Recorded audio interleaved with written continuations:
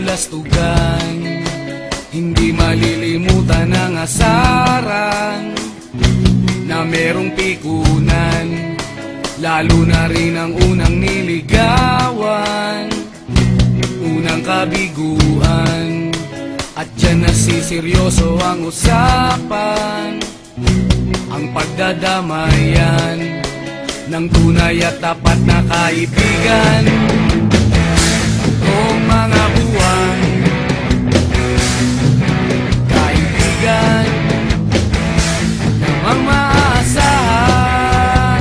Oh, di na tayo babata, edad may di nahahalata.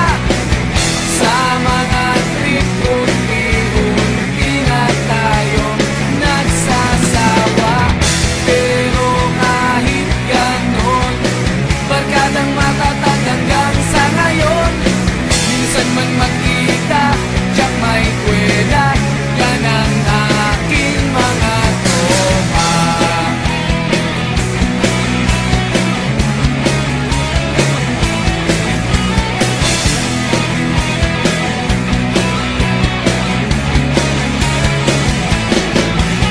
Inuman na pang magdamagan, minsan inaabot pa ng ayaan, na kung saan-saan, na para bang walang kinabukasan at kahantungan. At dyan nasiseryoso ang usapan, ang pagpapayuhan ng tunay at tapat na kaibigan. Kung mga baliw,